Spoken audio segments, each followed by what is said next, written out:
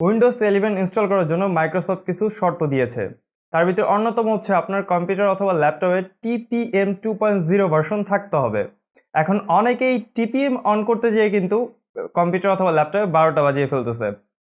Recently আমার বন্ধু রাতে আমাকে ফোন দিয়ে বলে তার কম্পিউটার অন হচ্ছে না। তো জিজ্ঞাসা করলাম তুমি কি করছো?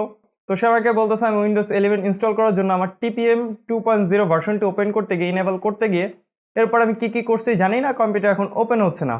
সো আমি দেখলাম বিভিন্ন গ্রুপে এই সমস্যা শুধু আমার বন্ধু হয়েছে তা কিন্তু নয়, অনেকের হয়েছে।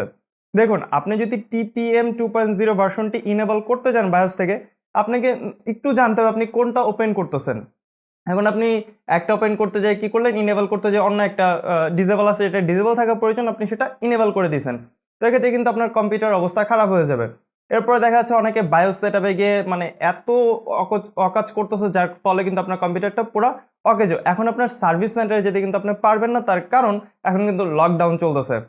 সো ভালো একটা কম্পিউটার নষ্ট করার কোনো প্রয়োজন নেই। আপনার আশেপাশে যদি এক্সপার্ট থাকে এবং আপনি যদি জেনুইন উইন্ডোজ 10 ব্যবহার করে থাকেন, সেই ক্ষেত্রে আপনি সেই এক্সপার্টকে দেখিয়ে আপনার 2.0 ভার্সনটি ইনেবল করতে পারেন।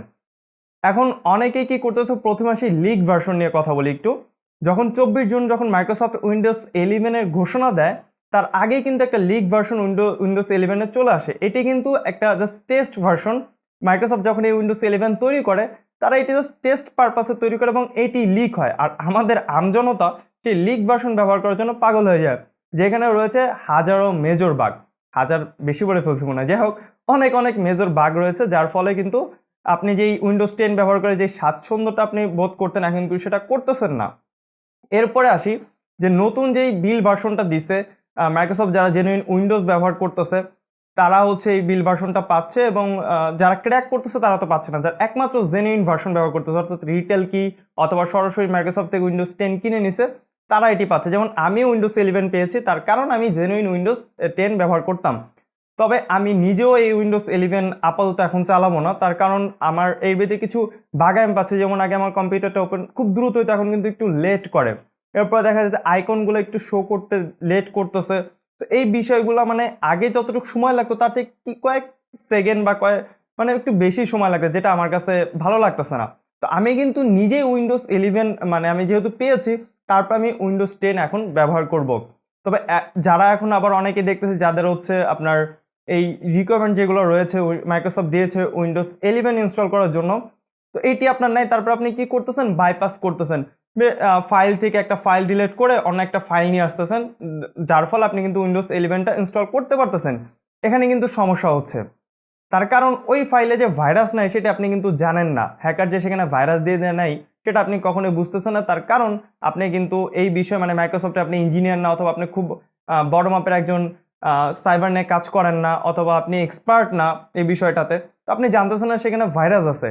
সো কেন রিস্ক নিয়ে আপনার উইন্ডোজ 11 এখনই ইনস্টল করতে হবে, যেখানে মাইক্রোসফট কিন্তু এখনও বাণিজ্যিকভাবে উইন্ডোজ 11 নিয়ে আসেন নাই।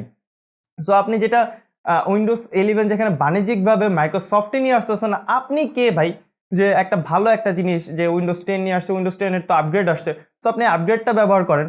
সেটা না করে আপনি কি করতেছেন, উইন্ডোজ 11 দেওয়ার জন্য পাগল হয়ে আছেন কেন? মানে এইটা ব্যবহার করলে কি খুব হিরো হিরো ভাব লাগে যে আমি উইন্ডোজ 11 ব্যবহার করতে, যেখানে যারা এক্সপার্ট তারাও কিন্তু এখনো পর্যন্ত আমি অনেকে দেখছি উইন্ডোজ 11 ইউজ করতেছে না, কারণ তারা জানে যে এই বিল ভার্সন আছে এখানে অনেক বাগ আছে। কারণ এটি মাত্র টেস্ট পারপাসে মাইক্রোসফট ব্যবহার, মানে মাইক্রোসফট আমাদের দিছে যে টেস্ট করার জন্য কেমন এটা চলতেছে বা এখানে কি কি বাগ রয়েছে সেটা আমরা নিজেরাই টেস্ট করতেছি, তারাও টেস্ট করতেছে। তো সেখানে কখনোই প্রয়োজন নাই আপনার উইন্ডোজ 11 দেওয়ার। আপনি 10 ব্যবহার করেন, অথবা হচ্ছে আপনি 7 ব্যবহার করতেছেন, করতে থাকেন না। যেটা এবার অনেককে আমি দেখি যে যারা হচ্ছে ক্র্যাক ভার্সন ব্যবহার করে তাদেরকে সবসময় বলা হয় যে আপগ্রেড দিবেন না, আপগ্রেড বন্ধ। যদি আপনি কোনো সার্ভিস সেন্টারও ক্র্যাক ভার্সন ব্যবহার করেন, তাদের ক্র্যাক ভার্সন উইন্ডোজ দেয়, তারাও কিন্তু বলে দেয় যে আপগ্রেড দিবেন না, তার কারণ আপনার আপগ্রেড দিলে যে মাইক্রোসফটের সার্ভার আছে সেটার সাথে কিন্তু কানেক্ট না। তো দ্যাটস ওয়াই অনেক ফাইল আসে না, আরও বাগ চলে আসে। এবং জেনুইন উইন্ডোজ আর হচ্ছে ক্র্যাক উইন্ডোজ নিয়ে আমার একটি ভিডিও আছে, সেটা দেখতে আসতে পারেন, ডিসক্রিপশন বক্সে সেটা লিঙ্ক দেওয়া থাকবে এবং আমি আই বাটনেও দিয়ে দিচ্ছি। সো এই ভিডিওতে আপনারা ক্লিয়ার হয়ে গেছেন যে আসলে এখন উইন্ডোজ ব্যবহার করার কোনো প্রয়োজন নাই, তার কারণ এখানে তো অলরেডি বাগ আছে। আপনি শুধু বাগ আপনি ইনস্টল কেন করতে যাবেন? দ্বিতীয়ত আপনি TPM 2.0টা আপনি ইনেবল করতে জানেন না, আপনি ভিডিও দেখতেছেন ইউটিউবে দেখে দেখে কি করতেছেন, যদি একটু ভুল হয় সেক্ষেত্রে আপনার কম্পিউটারটা অথবা ল্যাপটপে 12টা বাজিয়ে দিচ্ছেন। সো ভালো একটা জিনিস নষ্ট করার কোনো প্রয়োজন নাই, একটু ধৈর্য ধরেন। যেহেতু বলা হয়েছে নভেম্বর, অক্টোবর অথবা নভেম্বর দিকে উইন্ডোজ 11 আইএসও দিবে, তখন আপনি যদি আপনি টাকা দিয়ে কিনতে পারেন তো আলহামদুলিল্লাহ। আর যদি টাকা দিয়ে না কিনতে পারেন, এখন যেহেতু উইন্ডোজ 10 ব্যবহার করতেছেন, তো আপনি কিছু টাকা খরচ করে 1000-1500 এই টাকা খরচ করে আপনি একটা নিয়ে নেন না, একটা রিটেল কি নিয়ে নেন। তো এই রিটেল কি যদি আপনার থাকে তাহলে কিন্তু আপনি চোখ বন্ধ করেই উইন্ডোজ 11 পেয়ে যাচ্ছেন, এক্ষেত্রে আপনার আর কোনো টেনশন নাই। আর এত টাকা দিয়ে আপনি একটা পিসি বিল করতেছেন, তো সামান্য আপনি 1500-2000 টাকা দিয়ে একটা রিটেল কি নিতে পারবেন না? আর যদি একটু ভালো পিসি বিল করেন 1 লাখ 2 লাখ 3 লাখের উপরে যান, তাহলে আপনার 10-12 হাজার টাকা দিয়ে একটা জেনুইন উইন্ডোজ নেওয়ার কোনো সমস্যা নাই। আর রিটেল কিট চেয়ে জেনুইন উইন্ডোজ যদি আপনি মাইক্রোসফটে নিতে পারেন সেটা বেস্ট, কারণ এত দামে একটা কম্পিউটার অথবা ল্যাপটপ আপনি নিচ্ছেন, তো একটু সিকিউর তো প্রয়োজন। তো এখন যারা হচ্ছে দিচ্ছেন তাদেরকে একদমই মানে এটা আমি বলতেছি, তারপর এটা আপনাদের নিজেদের ব্যক্তিগত ব্যাপার। উইন্ডোজ 11 দেওয়ার কোনো প্রয়োজন নাই, 10 চালান অথবা যেটা আপনি ভালো একটা আইএসও পাইছেন সেটা চালাতেছেন, সেটাই কম্পিউটারে থাকুক, এগুলো আপনি খুব ভালো স্বাচ্ছন্দ্য বোধ করে এখনও চালাতে পারবেন। আর যেহেতু উইন্ডোজ 11 বলছে যে নভেম্বর, অক্টোবর অথবা নভেম্বরের দিকে তারা আইএসও দিবে, একটু অপেক্ষা করুন, তখন সেই আইএসওটা ব্যবহার করুন। তবে আমার মনে হয় যখনই আইএসওটা চলে আসবে, মাইক্রোসফট উইন্ডোজ 11-এর আইএসও দিবে, তখনও ইনস্টল করার কোনো প্রয়োজন না, একটু লেট করে করলে ভালো হয়, কারণ তখনও কিছু বাগ থাকতে পারে।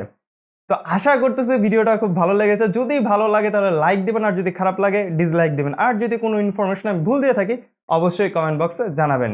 তো দেখা হচ্ছে পরবর্তী ভিডিওতে। আসসালামু আলাইকুম।